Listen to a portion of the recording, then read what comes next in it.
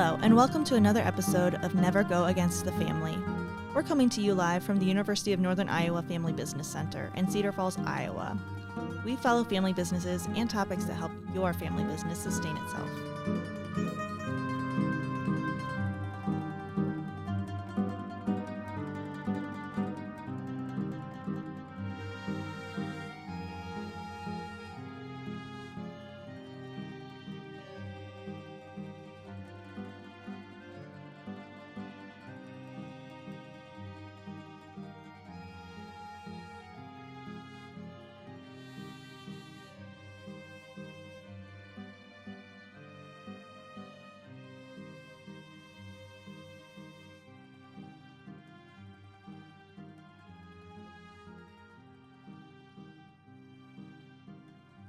Hey, everybody, and welcome to another edition of Never Go Against the Family. This is a podcast exclusively for family-owned companies where we try to take some of the chaos out of being a family-owned company.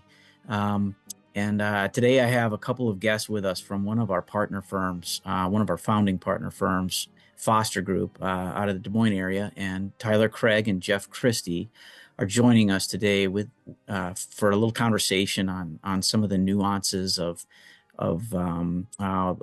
retirement planning and things like that for family-owned companies and their employees. Tyler, Geoff, really appreciative to have you guys here with us. Maybe if we could just get started, get to the point a little bit here on some of the things that maybe you see in your work with family-owned companies that sometimes go unnoticed, especially I'm thinking about companies that maybe as they grow, their benefits packaging, their tax mitigation strategies, different things that maybe fall under the bucket of wealth planning and that kind of thing are not growing with them. Are there things that come to your mind that you could, talk to kind of help our listeners think through, well, what I might be missing right now type of thing? Yeah, sure. I'd be more than happy to start out with some comments around that. You talk about family businesses and growing. And one of the things I think that we have seen with some businesses as they've grown from a smaller entity to a larger entity, more than I would have expected, kind of haven't made the transition to having processes in place around fiduciary plan management as their business has grown, as their plans have grown. They may have set up a 401k plan, when they were a much, much smaller firm. And then, they might have several hundred employees or even 1,000+ employees, at this point, and they're still kind of operating their 401k plan as they did when they set it up as a very small business. A couple thoughts that I would have sort of related to that. Mm-hmm. And something we often share with employers is oftentimes we don't see a business having a sort of a governance process in place. They just, they set up a 401k plan, they offered funds, they kind of introduced the information to employees once upon a time, and then they haven't really gone back and revisited it. Or as legislation has changed, as investment offerings have changed, as other bells and whistles with 401k plans have changed, they may not have, done a deep dive review and made any changes to it. So a lot of times the plan sort of gets out of date and they might be missing some opportunities. So the one thing I'd say is, too often we see they just don't have a governance process. The second thing I would say we see is a lot of businesses will have a governance process. They kind of talked about, here's how we'll manage this thing, but then they don't really follow the process. And then the third thing I would say is they have a process, they do a decent job following the process, but then they drop the ball on really documenting the process. And so, Sounds like a lot of things in life. Well, that's true. So okay. We can go a lot of different directions with that one, but anything, Tyler, you might add to that quick comment? I just like that you framed it as a process, because it's not paperwork. It's getting the right team in place, meeting consistently, and really making sure you're consistent, reviewing a lot of the details and design that, maybe over year, you don't change your design too much, but you should still be reviewing it and understanding different options when you're going to use this different design. Or if we are making a change, how are we documenting it? How are we communicating that? Okay. How about it? We've grown our firm over time. We had 40 or 50 employees 2 decades ago when founder Frank was running the show and interacting with our TPA or 401k people, whoever it might be. Now we've got 250 employees. Second gen is running it. Founder Frank is potentially still involved, or at least wants to be. Anyway, where are some of those plan design issues that come into play that we should be like, okay, you know what, Dad, we used to do this, but we got to save our ass here and do this now, or whatever Yeah. it might be that you kind of come across or think through, see? Yeah, I mean, and maybe even before I get to some of the plan design sort of issues, thinking about as the plan grows, two things come to mind with Mhm. with first of all the governance process, and then secondly the whole process around providing employee education. So let me hit on the governance process first. And when I talked about we see businesses that don't evolve and Yep.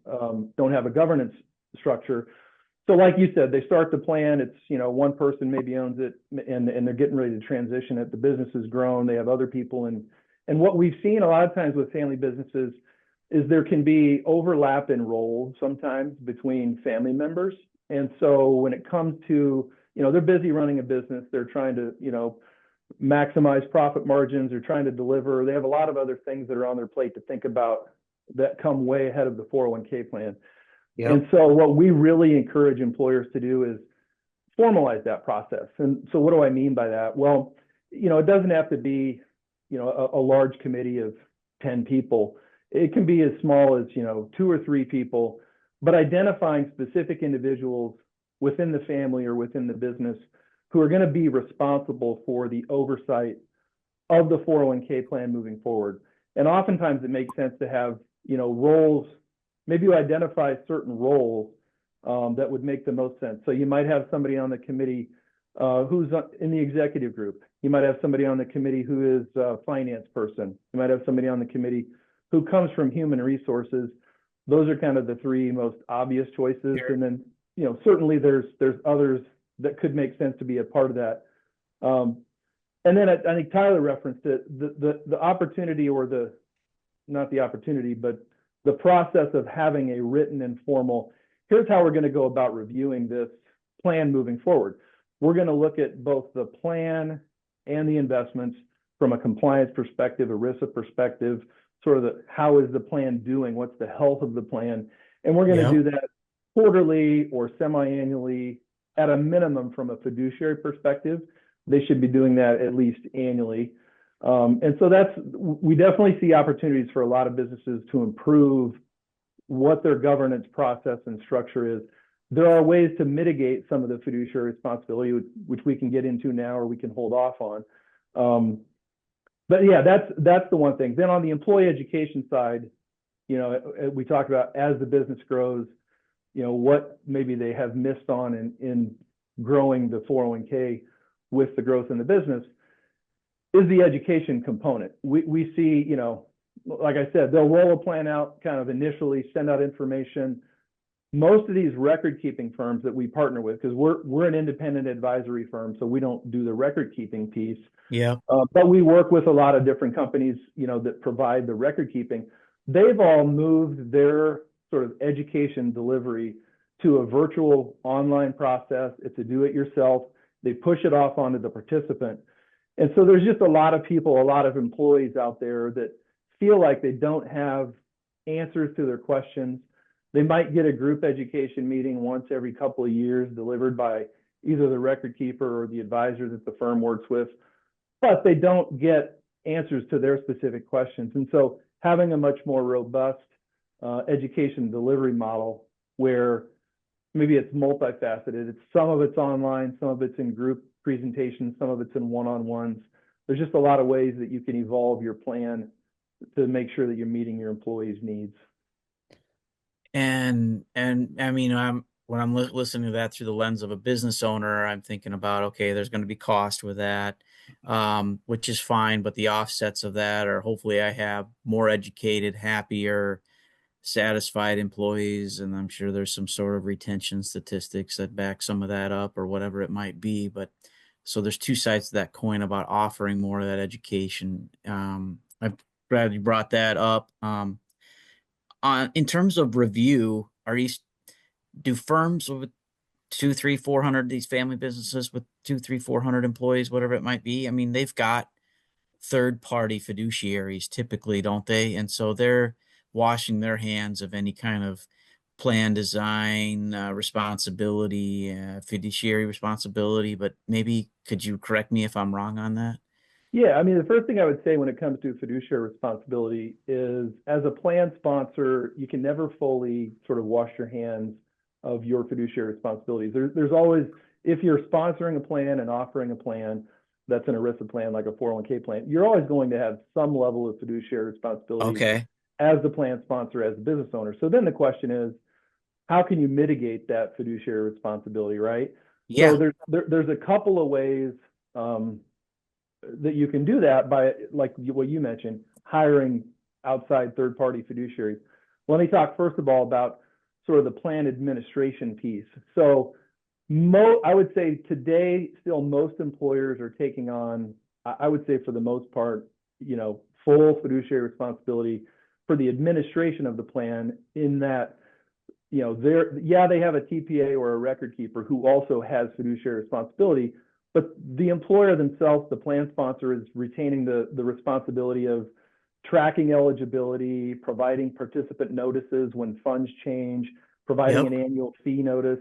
You can mitigate your fiduciary responsibility as a plan sponsor by hiring what's called a 316 fiduciary administrator. Now, we could do a whole podcast for an hour long or longer to talk about different levels of 316 fiduciaries, because there's a lot of different stripes to what would qualify as a 316. I would say I'll just say this about it. At the maximum level, you can hire a 316 who will do all of those things for you. They'll track eligibility, send your notices. Basically, they take on the responsibility to say, hey, if something goes south with the plan, we are completely responsible for that. They'll prepare the 5,500. They'll sign the 5,500. They'll submit the 5,500. And so even in that situation, when an employer hires a 316, sort of I'll call a full 316 fiduciary, the employer still has fiduciary responsibility, but it changes a little bit to where they need to oversee the 316, right? So they need to be meeting with them regularly, sort of reviewing and auditing. Are they doing what they say they're doing? But yeah, that responsibility never goes away. On the investment side, I would say it's similar. There's a couple of different kinds of investment fiduciaries. And we're often surprised at how often we get into a business, and on the investment piece, they really haven't mitigated their fiduciary responsibility. So we run into this situation where they might have a committee, or in a worst case, they haven't formalized a written committee to oversee the plan. And so we ask them, how did you come up with the investment lineup? How are you going about making changes to the investments? And, people kind of look around at each other and go, I don't know. We just kind of whatever. Yeah, we pick the cheap ones or whatever it is. Right. Yeah.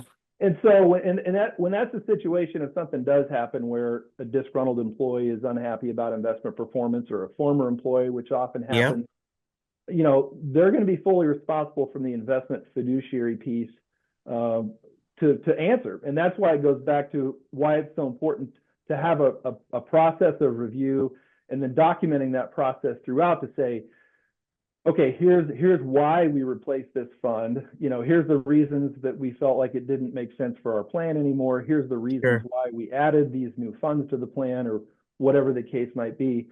And what we're seeing, I would say, in the last, 5 to 7 years, there has been a definite shift toward more employers saying, listen, I don't want to have that fiduciary responsibility on us or on our committee. And so how can we mitigate that? There's a couple of ways. There's what's called a 321 co-fiduciary, which would be an investment advisory firm like a Foster Group, where basically you partner with a third-party advisor who's going to really do a lot of the nitty-gritty work of reviewing the investments, providing the information, discussing and explaining with the committee what's happening with the investments, making a recommendation for keeping funds or replacing funds. But at the end of the day, in that 321 co-fiduciary arrangement, the burden still falls on the employer. They still have the final say whether they're going to make changes. But they've got a hand holder. But they've got a hand holder. Then you can kind of go, kind of like the 316 admin, where you can go full investment fiduciary on the investment side as well, and hire what's called a 338 investment fiduciary. Again, like a foster group. I think all of our clients today that we work with have gone that route with us. And that's where you are, I don't want to say offloading, because what I said earlier is still true.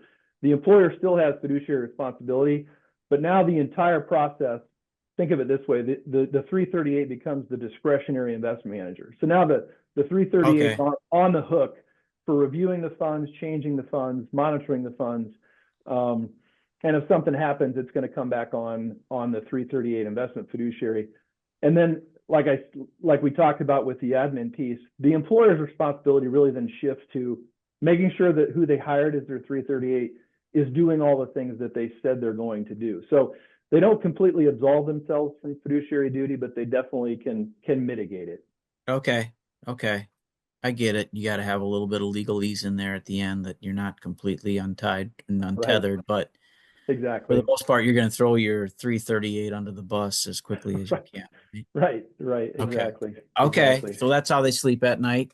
How about if we get talk a little bit about, from the perspective of family owners within a plan, are there things that you see that they miss or overlook or don't take advantage of when it comes to either keeping money in their pockets or keeping money out of Uncle Sam's pocket, or even putting money in their employees' pockets that doesn't cost them as much as they thought it might? You know what I'm saying by that? Yeah, for sure. Couple things, and Tyler, I'm going to ask you to jump in and speak to this, but the two things that come to my mind are, we often see the way that the match and or the profit sharing aren't necessarily being maximized.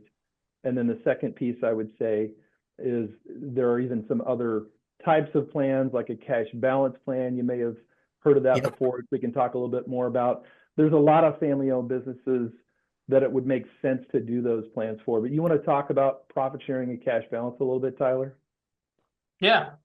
I think just kind of parlaying off the last question, the fiduciary aspect and some of this plan design where it gets a little more nuanced. I think what we see a lot of time is that's where people start to go, like, this is kind of complex. I need some help. I need true partners I can trust. You mentioned as plans are growing, this can be an area that if it's not being consistently reviewed, we might see plans not fully taking advantage of the plan design so they can maximize tax benefits and wealth building for themselves, the next generations, and their employees, rewarding them.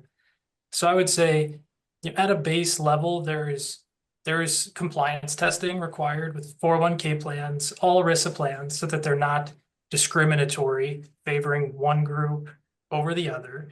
There's also some ways that you can get around that, called a safe harbor plan. That's kind of your first level stamp of, hey, if you can guarantee a base level of contribution, we're going to allow everyone to fully maximize their personal deferrals. This year, that's $23,500. It's indexed for inflation. It changes each year.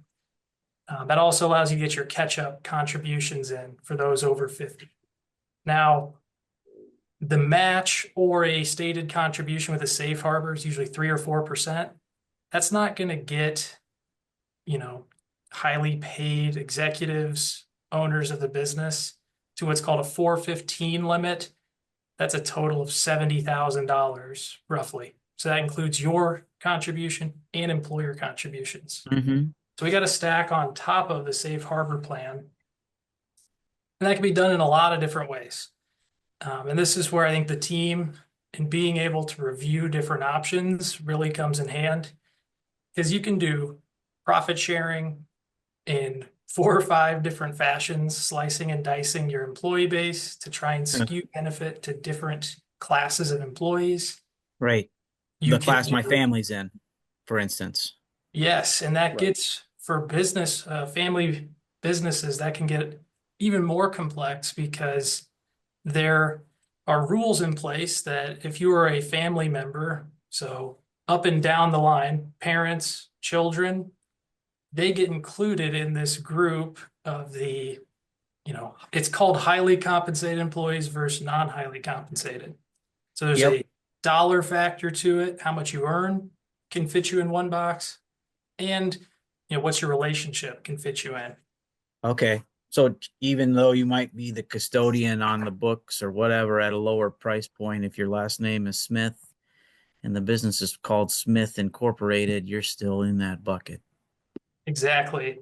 And Okay. with the math that's done behind the scenes, typically with a profit share, if you're trying to skew money, you're going to want to have, your key employees being older and earning more than this non-key group. And because of that family relationship, it can bump up the bookkeeper, whoever is working.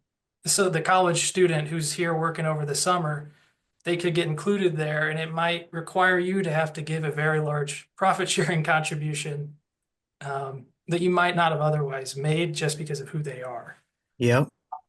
That could be a good thing because we're talking about, transitioning your next generation in. It can help maximize, the older generation's retirement benefit and help those younger generation build a lot of wealth Right.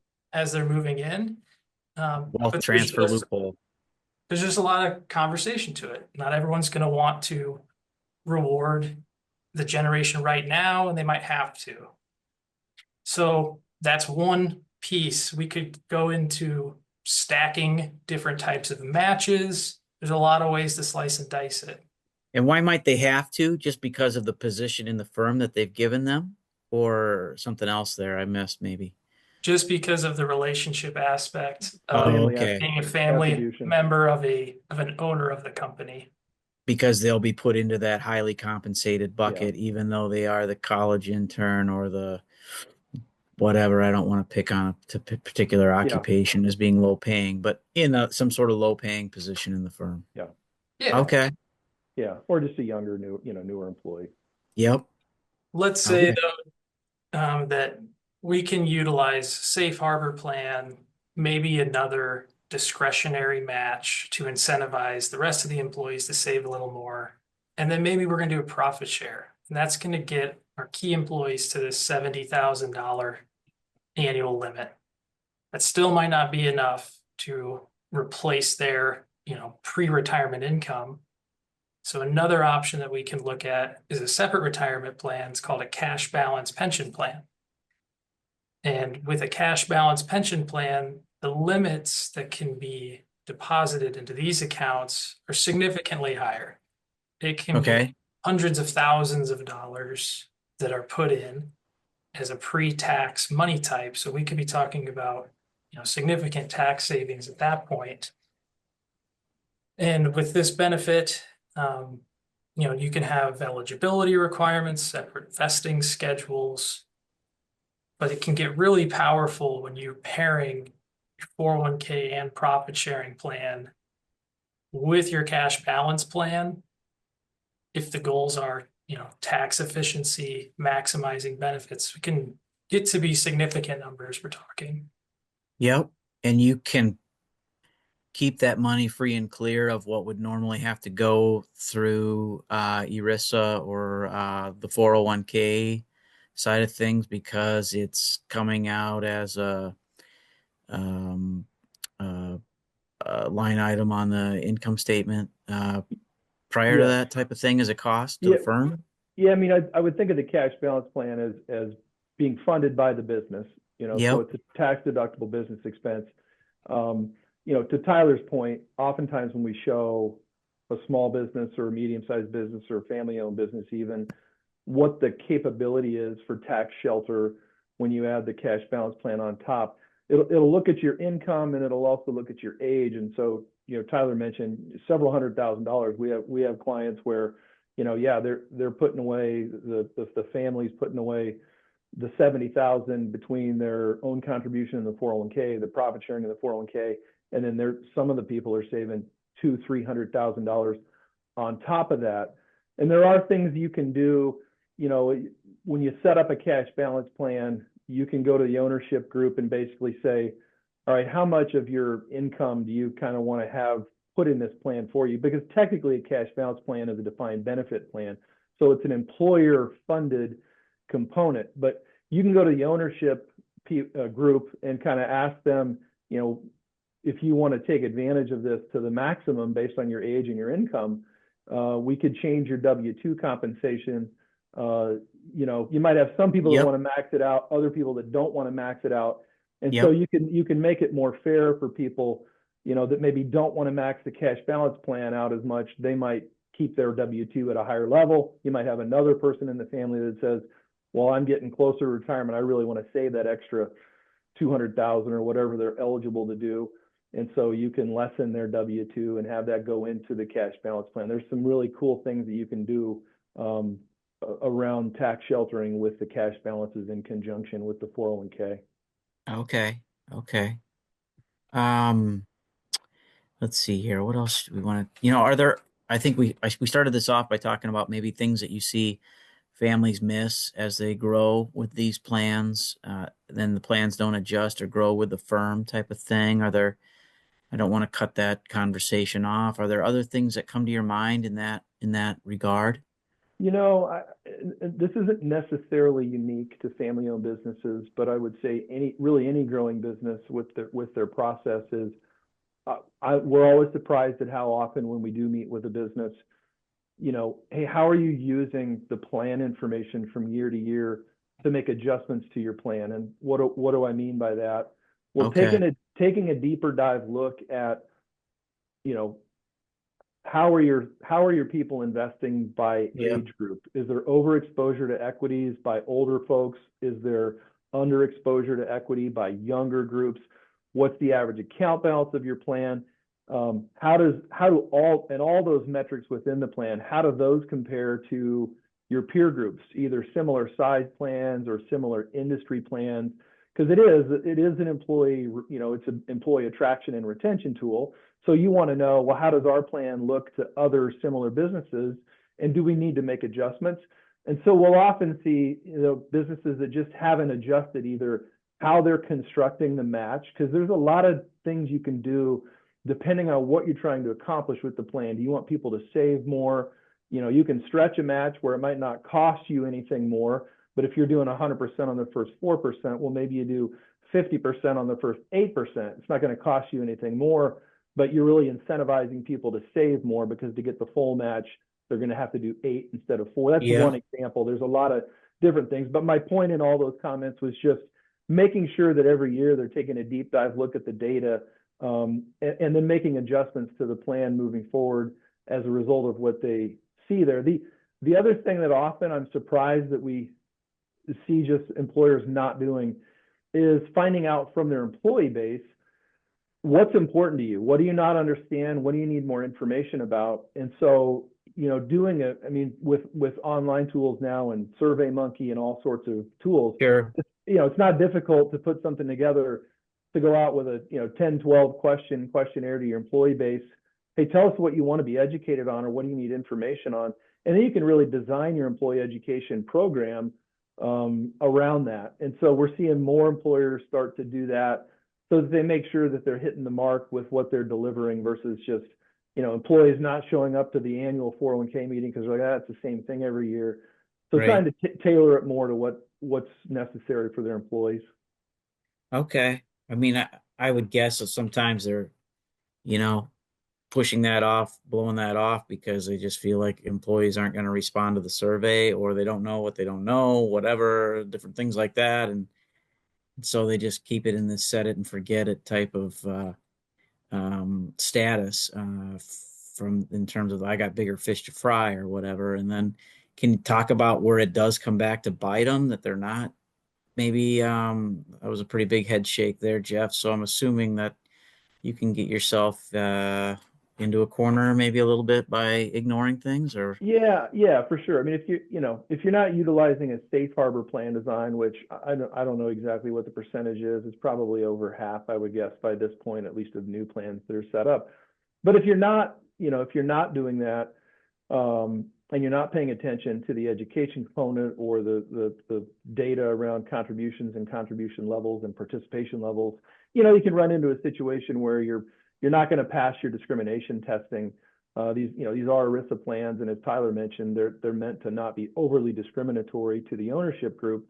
And so if it's not safe harbor, if you're not keeping an eye on what's your plan design, what's your eligibility, what's your employer contribution, and are your employees taking advantage of that, you can run into a situation where you get to the end of the year and one of the family members thinks they were going to get their $30,000 or more saved, and now they get a refund because the non-highly compensated or the non-family members, on average, maybe they only saved 2%, and for the plan to pass testing, they would have needed to save 4%. And so, yeah, if you're not paying attention every year to what's going on in the plan, you can see kickbacks, and then you got to do an amended tax filing because you already filed your taxes. Now you're getting a refund after you filed, after you found this out. So there's definitely things that you want to keep your eye on. Okay, so Uncle Sam has set it up so that if you're going to try to put a lot of money away, you got to make sure your employees are putting money away. And as soon as they're not, then we're going to want our money back too, type of thing. That's exactly right. Yep. Okay. Okay. See, it's all so simple when you break it down scientifically here. Okay. Okay. Our guests have been Tyler and Geoff with Foster Group. They're a great partner of ours in our center here at UNI. We're grateful for them. I just want to mention that one here again, and maybe just allow them maybe another minute here to talk about something maybe we haven't discussed yet. That, if you're in the seat of a family business owner thinking about this 401k plan, which you probably only think about once a year, if at all, in some cases at least, depending. Why do I need to be paying more attention to it? Maybe something else you guys haven't mentioned yet. Yeah, the one that we really haven't touched on, and we see this a lot when we get in and do an audit of a plan, is really on the fee side, both from an administrative fees as well as the investment fees. We're often surprised when we dig into it and find out what they're actually paying. And the 401k industry has made the pricing complicated, and so I think a lot of businesses, a lot of owners have just kind of thrown their hands up and said, well, this is a lower priority for me. And, when you try to dig into it and figure it out on your own, sometimes it becomes very frustrating. So we often see plans. There's kind of three key components to the 401k plan when you're thinking about pricing.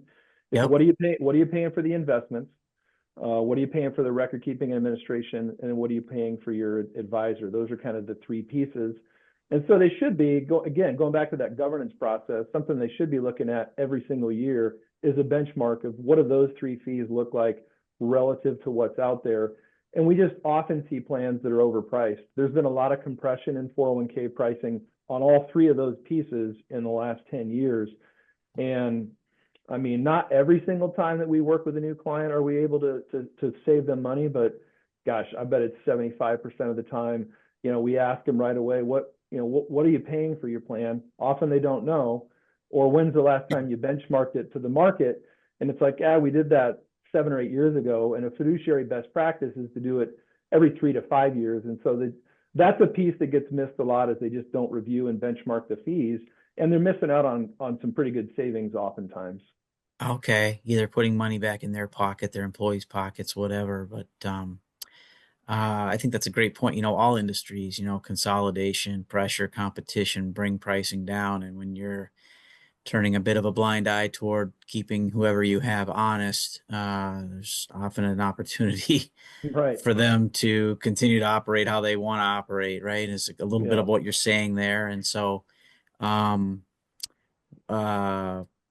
shopping around and being shopped is part of the game, right? And so owners shouldn't have guilt feelings or whatever it might be around, having somebody else take a look at what they've got going on. Would you agree to that? Or Yeah, 100%. I mean, they have a fiduciary responsibility as a plan sponsor to operate that plan in the best interest of the participants and the beneficiaries. And part of that fiduciary duty is to benchmark that plan every 3 years or so. Okay. I really appreciate this conversation. I think we can wrap up for today with I think what I would call some overall higher level kind of best practices for families to keep in mind as they are, looking to update things. But I'd love to have you guys back to talk maybe a little bit more about some of these tax advantage nuances that maybe can, for these closely held family firms that could be maybe taken advantage of, once they maybe get through some of these, what I would call low hanging fruit types of things that they should be doing with their plan. Tyler, Geoff, thank you gratefully for sponsoring us, supporting us, and being here today to kind of be experts in the room with us on looking at what we're offering our employees, our family, and really appreciate your time. And I hope we have you guys back on here again soon to kind of talk in more depth about a couple of these topics. So thank you so much, guys. Sounds great. Thank you very much. Thank you, Dan. Appreciate it. Thanks for having us Yeah. on. Thank you. Take care. Thanks for listening to this episode of Never Go Against the Family, a podcast produced by the University of Northern Iowa Family Business Center. You can find more information about the center, membership, and upcoming events at unifamilybusinesscenter.com. As Vito Corleone advises, never go against the family.